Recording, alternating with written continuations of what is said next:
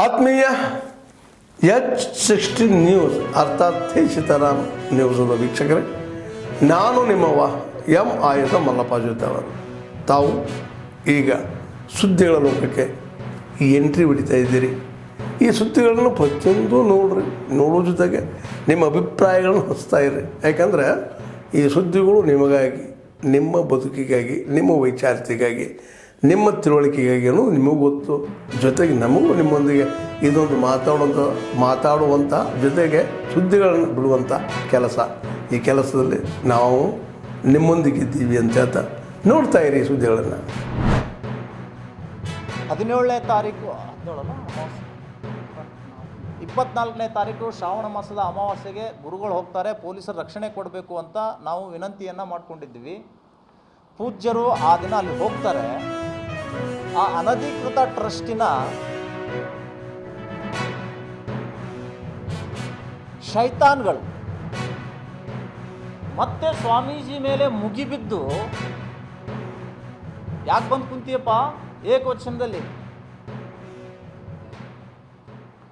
ನಮ್ಮನ್ನೆಲ್ಲ ಕಟೌಟ್ನಾಗ ನಿಲ್ಲಿಸಿದಿ, ಕಟಕಟೆ ಅನ್ನಕ್ಕೆ ಬರೋಲ್ಲ ಅವ್ರಿಗೆ, ಕಟೌಟ್ನಾಗ ನಿಲ್ಲಿಸಿದ ನಮಗೆ. ನಾವು ಯಾವತ್ತೂ ಪೊಲೀಸ್ ಠಾಣೆ ಮೆಟ್ಲೇರಿಲ್ಲ ಸ್ವಾಮಿ, ನೀ ನಮಗೆ ಪೊಲೀಸ್ ಠಾಣೆ ಮೆಟ್ಲೇರಿಸಿದೆ, ಕಟೌಟ್ನಾಗ ನಿಲ್ಲಿಸಿದೆ, ನಾಚಿಕಾಗಲ್ಲ ನಿನಗೆ ಇಲ್ಲಿ ಬಂದು ಕುತ್ಕೊಳಕ್ಕೆ. ಆ ಅಂದೋಲ ಸ್ವಾಮಿ ಜೊತೆ ಸೇರಿದಿ, ಬಾ ಅಂತೇಳಿ ಅವನಿಗೆ ಡ್ಯಾಶ್ನ್ಯಾಗ ದಮ್ ಇದ್ದರೆ ತೋರಿಸ್ತೀವಿ, ಅವರೇ ಸಾಯ್ಲಕ್ಕ ನಾವರೇ ಸಾಯ್ಲಿ. ಇದು ಪೊಲೀಸರ ಎದುರುಗಡೆ ಇವರಿಬ್ಬರು ಪೊಲೀಸರನ್ನು ಕರ್ಕೊಂಡು ಹೋಗಿದ್ದಾರೆ. ಪೊಲೀಸರ ಎದುರುಗಡೆ ಹೊಡಿತೀವಿ, ಬಡಿತೀವಿ, ಸಾಯ್ತೀವಿ, ಅವಾಚ್ಯ ಶಬ್ದದಿಂದ ಅಲ್ಲಿ ಬೆದರಿಕೆ ಹಾಕಿದ್ರೂ ಕೂಡ ಅಲ್ಲಿಯ ಗುಪ್ತಚರ ಇಲಾಖೆ ಪೊಲೀಸರು ಬಂದು ಸ್ಟೇಷನ್ಗೆ ವರದಿ ಮಾಡಿಲ್ಲ. ಇವ್ರ ಮೇಲೆ ಕ್ರಮ ತೋಡಿ ಹೇಗೆ ನನ್ನ ಮೇಲೆ ವರದಿ ಮಾಡಿ FIR ಮಾಡಿದ್ರು, ಅವ್ರ ಮೇಲೂ ಮಾಡ್ಬೋದಾಗಿತ್ತಲ್ಲ, ಮಾಡಲಿಲ್ಲ. ಯಾಕೆ ಅಂತ ಕೇಳಿದ್ರೆ incharge minister right and left ಪರ್ಸನ್ಗಳು ಅವ್ರು ಇರೋದ್ರಿಂದ ಅವ್ರ ಮೇಲೆ ಯಾವುದೇ FIR ಮಾಡಲಿಲ್ಲ. ಎದ್ದು ಹೋಗಿ ನೀವು ಮೊದಲು ಇಲ್ಲಿಂದ ಯಾಕೆ ಬಂದಿರಿ, ಬಾ ಅಂತೇಳಿ ಆಂದೋಲನ ಸ್ವಾಮಿ. ನಾನು ಯಾಕಪ್ಪ ಅಲ್ಲಿ ಬರಲಿ, ನಾನು ಬರ್ತೀನಿ ಇಲ್ಲಿ ಪ್ರೆಸ್ ಕ್ಲಬ್ಬಿಗೆ. ಅದೇನು ನಿನ್ನ ಆಸ್ತಿ ಅಲ್ಲ, ದಂಡುಗುಂಡು ಬಸವಣ್ಣವ್ರ ಆಸ್ತಿ. ನೀನು ಕರೆದಾಗ ಬರೋಕೆ ನಿನಗೆ ತಾಕತ್ತಿದ್ರೆ ನೀನು ಇಲ್ಲಿ ಬಾ. ನನ್ನ ಕಡೆ ಡಾಕ್ಯುಮೆಂಟ್ಸ್ ಇದ್ದಾವೆ, ನಾನು ಇಟ್ಕೊಂಡು ಕೊಡ್ತೀನಿ. ನಿಮ್ಮಲ್ಲಿ ಇರುವಂಥ ಡಾಕ್ಯುಮೆಂಟ್ಸನ್ನು ನೀವು ತಂದಿಡಿ. ಇಲ್ಲಿ ಪಾರದರ್ಶಕತೆ ಆಗಲಿ, ಇಲ್ಲಿ ನ್ಯಾಯಕ್ಕಾಗಿ ಮೀಡಿಯಾದ ಎದುರುಗಡೆ ಹೋಗೋಣ ನಾವು. ನೀನು ಬಾ ಅಂದ ತಕ್ಷಣವೇ ನೀನೇನು ಪಾಳೆಗಾರಲ್ಲ, ನಾನು ಬರ್ತೀನಿ, ಯಾವಾಗ ಬರ್ತೀನಿ ಅನ್ನೋದು ಶ್ರೀಗಳು ಹೇಳ್ತಾರೆ. ಆವತ್ತು ನಡೆದಂಥ ಘಟನೆ ವಿವರವಾಗಿ ಕೇಳಿ ನ್ಯಾಯ ಒದಗಿಸ್ಕೊಡಿ.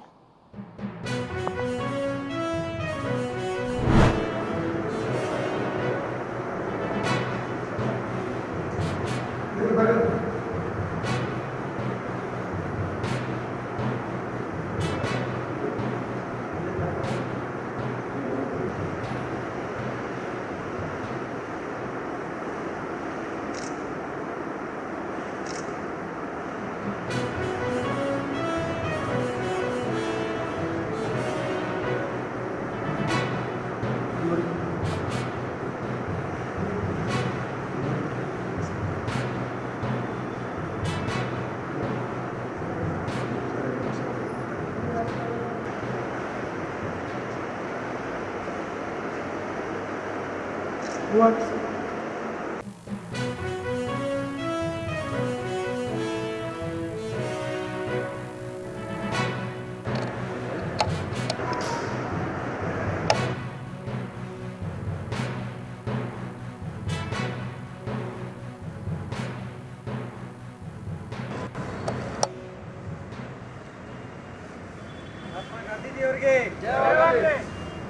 Andrea.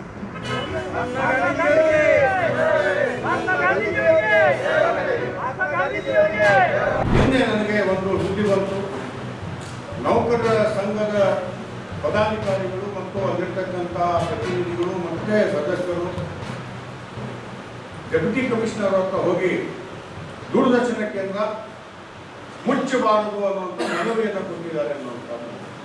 ಈ ಸಂದರ್ಭದಲ್ಲಿ ದೂರದರ್ಶನದಲ್ಲಿ ಅತಿ ಉನ್ನತ ಸ್ಥಾನಕ್ಕೆ ಹೋಗಿರ್ತಕ್ಕಂಥ ಮೊದಲನೇ ಕನ್ನಡಿಗನಾಗಿ ಜೊತೆಗೆ ಗುಲ್ಬರ್ಗ ಕೇಂದ್ರದ ನಿರ್ದೇಶಕರಾಗಿ ಕೆಲಸವನ್ನು ಮಾಡಿರ್ತಕ್ಕಂಥ ಹಿನ್ನೆಲೆಯಲ್ಲಿ ಜೊತೆಗೆ ಸಾಹಿತ್ಯ ಪರಿಷತ್ತಿನ ಅಧ್ಯಕ್ಷನಾಗಿ ಯಾವುದೇ ಕಾರಣಕ್ಕೂ ಗುಲ್ಬರ್ಗ ಕೇಂದ್ರ ಮುಚ್ಚಬಾರದು ಅನ್ನುವಂಥ ಸ್ಪಷ್ಟವಾಗಿರ್ತಕ್ಕಂಥ ನಿಲುವನ್ನು ನಾವು ತೆಗೆದುಕೊಂಡಿದ್ದೇವೆ. ಎಲ್ಲವನ್ನ ನಾವು ಆರ್ಥಿಕದ ಹಿನ್ನೆಲೆಯಲ್ಲಿ ಅಳೆಯೋದಕ್ಕೆ ಸಾಧ್ಯ ಇಲ್ಲ. ಪರಂಪರೆಯನ್ನ, ಇತಿಹಾಸವನ್ನು, ಅವು ನಮ್ಮ ದಾಖಲೆಯಾಗಿರ್ತಕ್ಕಂಥದ್ದು. ಆ ದಾಖಲೆಯಾಗಿರ್ತಕ್ಕಂಥದ್ದನ್ನು ನಾವು ಯಾವುದೋ ಒಂದು ಕಾರಣ ಅದು ಆರ್ಥಿಕವಾಗಿ ಸುಭದ್ರ ಆಗದಿರ್ತಕ್ಕಂಥದ್ದು, ಆರ್ಥಿಕವಾಗಿ ಅದನ್ನು ನಡೆಸೋಕ್ಕಾಗದೇ ಇರುವುದು ಅನ್ನೋಂಥದ್ದನ್ನು ನಾವು ಮಾಡೋದಕ್ಕೆ ಸಾಧ್ಯ ಇಲ್ಲ. ಹಾಗಾಗಿ ಕನ್ನಡ ಸಾಹಿತ್ಯ ಪರಿಷತ್ತು ಸಹಜ ನಾವು ಕಾರ್ಯಕಾರಿ ಸಮಿತಿಯಲ್ಲಿ ಸಹಿತ ಇದನ್ನು ನಾವು ಚರ್ಚೆ ಮಾಡ್ತೀವಿ. ಜೊತೆಗೆ ನನ್ನ ಸಂಪರ್ಕದಲ್ಲಿ ನಾನು ವಾರ್ತಾ ಮತ್ತು ಪ್ರಚಾರ ಇಲಾಖೆ ಮಂತ್ರಿಗಳಿಗೂ ಭೇಟಿ ಮಾಡ್ತೀನಿ, ಪ್ರಸಾರ ಭಾರತಿಯವರಿಗೂ ವೈಯಕ್ತಿಕವಾಗಿ ಭೇಟಿ ಮಾಡಿ ಯಾವುದೇ ಕಾರಣಕ್ಕೂ ಗುಲ್ಬರ್ಗ ದೂರದರ್ಶನ ಕೇಂದ್ರ ಮುಚ್ಚಬಾರದು ಅನ್ನುವಂಥ ಸ್ಪಷ್ಟವಾಗಿರ್ತಕ್ಕಂಥ ನಿಖರವಾಗಿರ್ತಕ್ಕಂಥ ಮೀಸಲಾತಿ ನಮ್ಮ ಈಗಾಗಲೇ 30 ವರ್ಷಗಳ ಹಿಂದೆ 35 ವರ್ಷಗಳ ಕಾಲ ಒಳ ಮೀಸಲಾತಿಯಿಂದ ಎಲ್ಲ ಒಕ್ಕೂಟ ಸೇರಿ ಪ್ರತಿಭಟನೆ ನಾನಾ ರೀತಿಯಲ್ಲಿ ಪ್ರತಿಭಟನೆ ಮಾಡಿದರೂ ಕೂಡ ಇಲ್ಲಿವರೆಗೆ ಆಗಿಲ್ಲ. ಮೊನ್ನೆ ಆದಂಥ 1ನೇ ತಾರೀಕಿಗೆ ನಾವು ಎಲ್ಲ ಜಿಲ್ಲೆಯಾದ್ಯಂತ ಎಲ್ಲ ನಗರಲ್ಲಿ ನಮ್ಮ ಗುಲ್ಬರ್ಗ ಜಿಲ್ಲೆಯಲ್ಲಿ ಎಲ್ಲ ತಾಲೂಕದಿಂದ ಬಂದು ಒಂದು ರೀತಿ ಆಕ್ರೋಶ ಪ್ರತಿಭಟನೆಯನ್ನು ಮಾಡಿದ್ದೀವಿ. ಅದು ಎಲ್ಲ ಜಿಲ್ಲೆ, ಕರ್ನಾಟಕ ಎಲ್ಲ ಜಿಲ್ಲೆಯಲ್ಲಿಯೂ ಆಯಿತು. ಆ ಸಿದ್ದರಾಮಯ್ಯವರು ಇನ್ನವರೆಗೂ ಅದರ ಬಗ್ಗೆ ಯೋಚನೆ ಮಾಡುತ್ತಾ ಇಲ್ಲ. ಈ ಒಳ ಮೀಸಲಾತಿ ಮಾಡ್ತೀನಿ ಅಂತೇಳಿ ರಾಮ್ ಮೋಹನ್ ದಾಸ್ ಅವರು ವರದಿ ಕೊಟ್ಟರು. ವರದಿ ಕೊಟ್ಟ ನಂತರ ಆಲ್ರೆಡಿ ಅವ್ರು ಬಂದ ತಕ್ಷಣ ಡಿಕ್ಲೇರ್ ಮಾಡ್ತೀನಿ ಅಂತೇಳಿ ಈಗ ಮತ್ತೆ ಕುಂಟು ನೆಪ ಹುಡ್ಕೊಂಡು ಮತ್ತೆ ನಾವು 16ನೇ ತಾರೀಕಿಗೆ ಕ್ಯಾಬಿನೆಟ್ ನಾವು ಕರಿತೀವಿ. ಕ್ಯಾಬಿನೆಟ್ನಲ್ಲಿ ಕರೆದು ಇದು ಸ್ಪೆಷಲ್ ಕ್ಯಾಬಿನೆಟ್ನ ಕರಿತೀವಿ. ಇದಕ್ಕೋಸ್ಕರ ಕರೆದು ನಿರ್ಧಾರ ತೊಗೊತೀವಿ ಅಂತ ಹೇಳಿದ್ದಾರೆ. ಇದು ಇದಕ್ಕಿಂತ ಮುಂಚೆ ನ್ಯಾಯಮೂರ್ತಿ ಸದಸ್ಯ ಆಯೋಗ ವರದಿ ಕೊಟ್ಟಿತ್ತು, ನಮ್ಮ ಪರವಾಗಿತ್ತು. 2ನೇದು ಕಾಂತರಾಜ್ ವರದಿ ಕೊಟ್ಟಿತ್ತು, ಅದು ನಮ್ಮ ಪರವಾಗಿತ್ತು. ಮತ್ತು ಮಾಧುಸ್ವಾಮಿ ವರದಿ ಕೊಟ್ಟರು, ಅದು ನಮ್ಮ ಪರವಾಗಿತ್ತು, ಮಾದರಿ ಪರವಾಗಿ. ಈಗ ಆಲ್ರೆಡಿ ಅವರೇ ಸೃಷ್ಟಿ ಮಾಡಿದಂಥ ರಾಮ್ ಮೋಹನ್ ದಾಸ್ ಅವರ ವರದಿ ಬರಲಿ, ಅದು ಬಂದ ನಂತರ ನಾವೆಲ್ಲ ಕ್ಲಿಯರಾಗಿ ಎಲ್ಲರಿಗೂ ಇದು ಒಳ ಮೀಸಲಾತಿ ನಾವು ಮಾಡೇ ಮಾಡ್ತೀವಿ ಈಗ ಅಂಥೇಳಿ ಸಿದ್ದರಾಮಯ್ಯನವರು ಹೇಳಿದರು. ಇಲ್ಲಿವರೆಗೆ ಆ ವರದಿನೂ ಯಾಕೋ ಕುಂಟೆ ಆಡ್ತದೆ. ಹಿಂದಿನ ಕಾರಣ ಆತ್ಮೀಯರೇ, ಎಲ್ಲ ಸುದ್ದಿಗಳನ್ನು ನೋಡಿದ್ರಲ್ಲ, ಏನು ಅನಿಸ್ತು ನಿಮಗೆ? ಇದರಲ್ಲೇ ನಿಮ್ಗೆ ಲೈಕ್ ಆಗಿರ್ಬೋದು, ಡಿಸ್ಲೈಕು ಆಗಿರ್ಬೋದು, ಕಾಮೆಂಟ್ ಬೇಡಪ್ಪ ಅಂತ ಅನಿಸಿರ್ಬೋದು, ಕಾಮೆಂಟ್ ಮಾಡಬೇಕಪ್ಪ ಅನಿಸಿರ್ಬೋದು, ಶೇರ್ ಮಾಡಬಾರ್ದಪ್ಪ ಅನಿಸಿರ್ಬೋದು, ಅದು ಮಾಡಬೇಕು ಅನಿಸಿರ್ಬೋದು. ಏನಾದರೂ ಆಗಲಿ ಶೇರ್ ಮಾಡ್ತಾಯಿರಿ, ಈ ನ್ಯೂಸ್ಗಳನ್ನ ಹಂಚ್ತಾ ಇರಿ, ಜೊತೆಗೆ ಇದಕ್ಕೆ ಸಬ್ಸ್ಕ್ರೈಬ್ ಆಗ್ತಾಯಿರಿ ಅಂತ ಹೇಳ್ತಾ H60 ನ್ಯೂಸ್ ಅರ್ಥಾತ್ ಹೇ ಸೀತಾರಾಮ್, ಇದು ಸತ್ಯದ ಕೈಗೆ ನಡಿ. ವಂದನೆಗಳು.